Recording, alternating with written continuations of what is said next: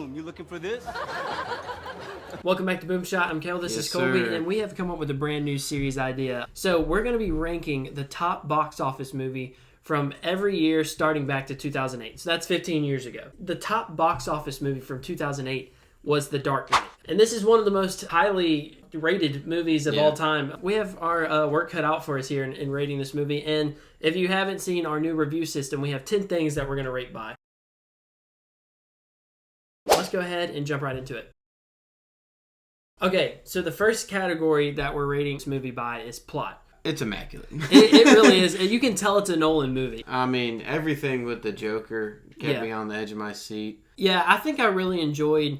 We were talking about this before, and it's a Batman movie. It's The Dark Knight, right? We're talking Bruce Wayne, we're talking Batman, we're talking beating villains up and stuff like that. But really, this movie was more about the Joker.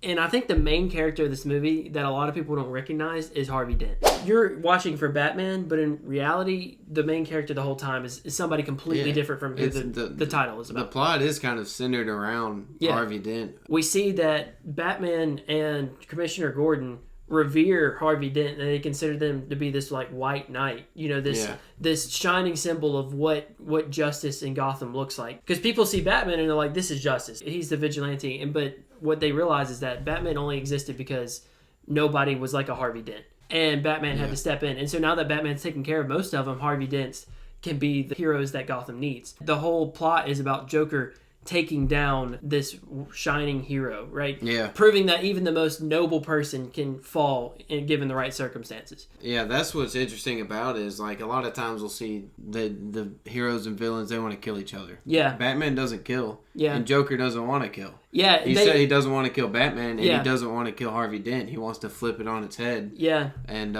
make him the villain, so it's even worse. If you've ever played Batman Arkham Knight, at the very end of the game, Joker is living in Batman's head, and he says, Batman, I need you. Like, they're coexistent. I think they really explored that very well. Christopher Nolan did a fantastic job. Yeah. The writers did incredible as well. So I give the plot a straight 10 out of 10. Yeah, me too. It's a 10. Yeah, it's a 10.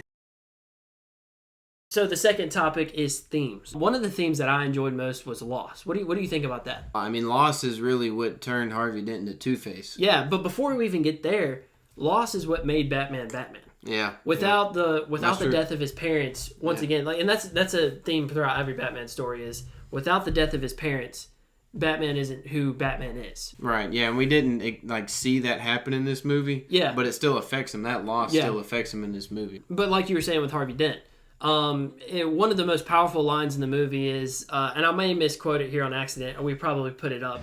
We decided to act. We three. Then why was it me who was the only one who lost everything? It wasn't. The Joker chose me because you were the best of us. He wanted to prove that even someone as good as you could fall. And through that, we realized that one of the big themes too among loss is falling from grace. Because when he says that, Batman points out that it was Joker's plan the whole time to have Harvey, this shining hero, fall from grace and prove that nobody is incorruptible. Yeah, and that's what really turns Gotham into what it was for a lot of this movie. Is the people are starting to think like, oh, this was supposed to be our hero. Mm-hmm. He was supposed to be the one fighting for justice. Yeah, and now he's the one killing people. And and that's what they didn't want Gotham to figure out. So, which leads us to our next theme of selflessness. And the reason that Gotham didn't figure out about their hero, Harvey Dent, turning and being corrupted is because Batman took the fall. Yeah, that's tough, man. Yeah. By the end of this, I did feel something. I felt something.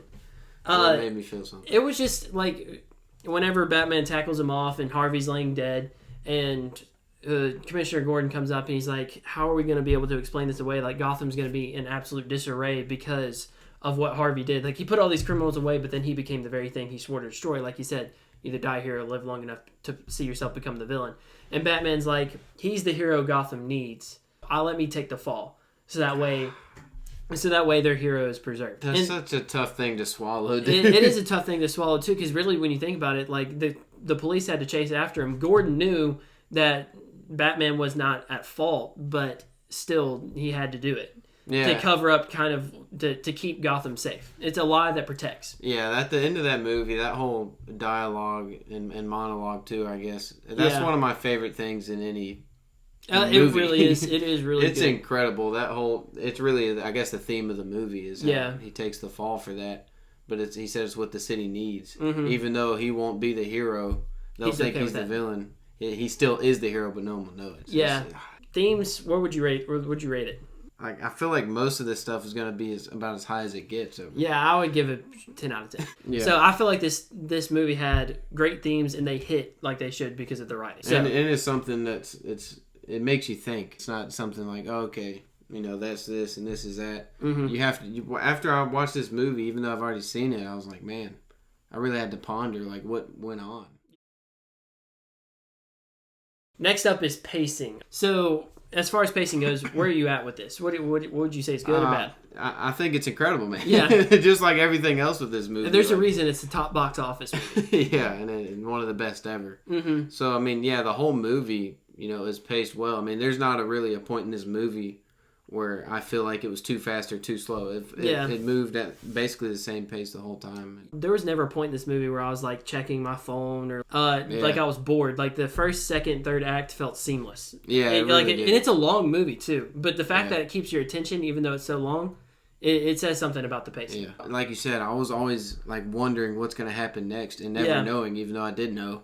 Because Joker's always got something up his sleeve. You don't know what's coming. He keeps you guessing. And it was very fast paced. Yeah. It wasn't like, to me, it wasn't an overwhelming thing, but the whole movie was pretty fast paced. I mean, it covers, I don't know what the daytime events look like, how many days it was, but it is really, really fast. But it somehow it just maintains a very good feel and pace. Yeah. I never once felt overwhelmed, like you said. So, pace. 10 out of 10. Yeah, it's got to be. We're 30 for 30 right now. Yeah, 30 for 30. ESPN. Take notes. Okay, so the next category is writing. The way that we kind of describe this is the characters, the way that they're written. How do you feel about that? What can you say? I mean, Joker was perfect. Yeah. Wouldn't change a thing about the Joker. Harvey Dent, underrated. Like you said, he was pretty much perfect. A lot of people talk about the Joker, and that's because Heath Ledger did such an immaculate job as Joker that Harvey Dent gets put under the shadow, but he is such a good villain as well. Yeah, he is. And you had that is a crazy thing. You had two incredible villains in this movie at the same time. That is, you don't see a lot of movies do that effectively at all. In Batman, obviously, I will say this is my one drawback with this movie is Christian Bale's Batman is good, but this movie does not excel because of him. I think he excelled because of the cast that was surrounding him. Yeah, I mean, and that's nothing against Christian Bale. Yeah. No, don't hear that like that. So, yeah, I mean, I think in this movie, like you said, the two main stars were the villains. Mm-hmm. But I think that is a testament to the writing. And writing two villains like that at the same time. Yeah. That's got to be tough to do. And you have a lot of known characters, too, like Alfred and Gordon. Heck, even Scarecrow was in there for like 2 seconds. So, like... They had I feel like the villains were just written so well, and Batman was written very good, but he did not excel for me. Like, I've seen, like, Robert Pattinson's Batman is, like, the excellent version of Batman in my eyes. And I just don't think Christian Bale's Batman, not because of him, but because of the way he was written, it just didn't hit that level for me. Now, I will say, possibly my favorite part of this movie is Christian Bale's and the writing at the end of it. Yeah. I think a lot of the writing, like a lot of the bars, as we call them, like good lines that just stick with me and I remember. There's a lot of those. Yeah. And Batman at the end, I think that was his high point of the movie. So where do you rank, or how do you rate that? I'd say like a 9. I would say 9 out of 10 as well. Like, dealing with two villains and being able to do that so perfectly warrants anything starting at 9. And I just feel like the only thing holding it back from 10 for me is just the Christian Bale's Batman felt a little bit off to me. Okay, so the next category is acting. And so the character can be written well, but how did the actor deliver? The elephant in the room, the most obvious thing in this is Heath Ledger's performance as the Joker. And it's a straight up 100 out of 10. Yeah, I think it goes above 10. Yeah. I mean, to me, it's one of my favorite acting performances of all time. Mm-hmm. I mean, it just perfect. Harvey Dent really stuck out to me and whenever we watched it ahead of time. I was like so impressed with the way Aaron Eckhart was acting. Like, just the emotion, the his character just felt so interesting to me, and that was because of the way he was written. But Aaron Eckhart was able to deliver on that character. Yeah, when we mentioned this before, you got to have both to have a perfect character. Mm-hmm. You got to have the perfect actor, the perfect acting too, and then the perfect writing. Yep. And I think there's three things that go into it. Yeah. I think Harvey Dent and the Joker had that. The acting was perfect. Yeah. And I love seeing the way that his character snapped, and Aaron Eckhart delivered that perfectly. Yeah, so. that dude. When I was watching that, the way Joker tricked Batman into going to save Harvey Dent, and he thought he was going to save Rachel. Because he wanted Harvey to stay alive, so he could turn him. And then for Christian Bale, like I just mentioned in the previous section, I didn't like the way his Batman was written, but Christian Bale as an actor is fantastic. I had no problems with him. His Bruce Wayne is top tier. His Batman, not my favorite, but his Bruce Wayne doesn't get any better than that. Rachel Dawes was fantastic. Yeah. She did great. Gordon, fantastic as well. Gordon was a highlight for me in this movie, I think. He kind of struggled with, he faked his own death. Yeah. And his family thought he was dead. And I think he delivered that well. Yeah, he walked up and he was so quiet, the way that he said it, he was like, I just had to keep y'all safe or whatever. She slaps him. But it really, that you could feel that. If I was in that moment, that would be super hard to actually confront. Okay, so acting, where would you rate it? It's got to be a 10. It's got to be a 12. It's got to be a 12 for Heath Ledger's performance. All of them, really. 10 out of 10 for sure.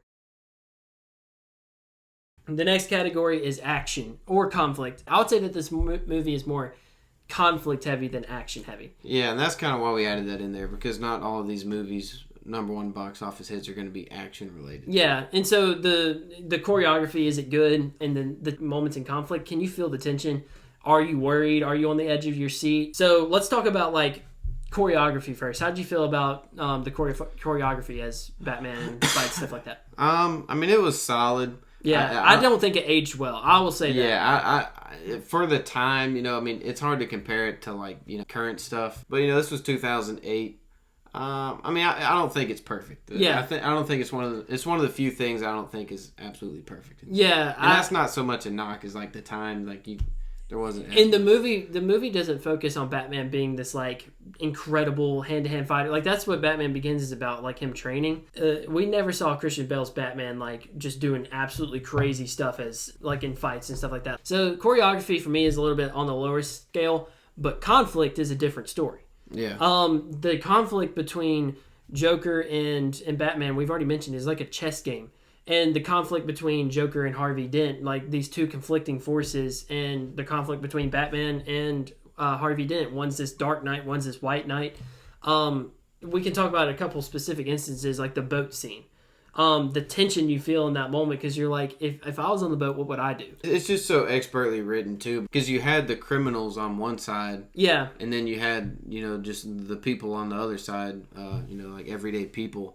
So that was another thing. It added a wrinkle to it. They're the one guy said, they've already had their chance. Mm-hmm. They've messed up. They're criminals. And then, of course, the criminals are going to be they're criminals. So they're okay, why haven't you pressed the button already? Yeah, why should I care? And then what's cool about it is that neither of them press it. Or you mentioned before we started this that the guy who's on Gotham Tonight or whatever, and Joker puts out a hit on the guy and everybody starts turning on him, that whole sequence just was so crazy to me. It's insane. Yeah, he says he's going to blow up a hospital. He doesn't say for sure if someone doesn't kill this guy within 60 minutes. Yeah. Yeah. So you have regular people trying to assassinate this guy because Joker said so. And then even the cop whose wife was in a hospital, he's like, could my wife be... Because Joker followed through with everything he said so far. Yeah. So that's why the tension was so high in that moment to me. I was like...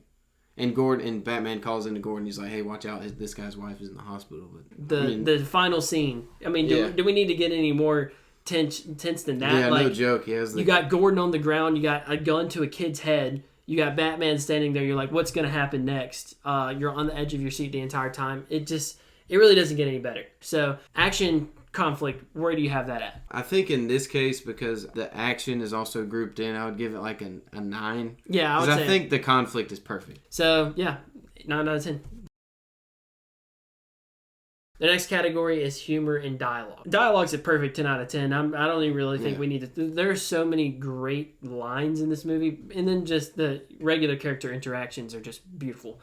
What do you think about the humor? There really wasn't that much of it. Yeah, I can think of hockey pads. I'm not wearing hockey pads. That's kind of why we grouped them together, for a case where there wasn't much humor in a movie. We have the Joker in this movie. He says some things that, that are funny, but you're like, yeah.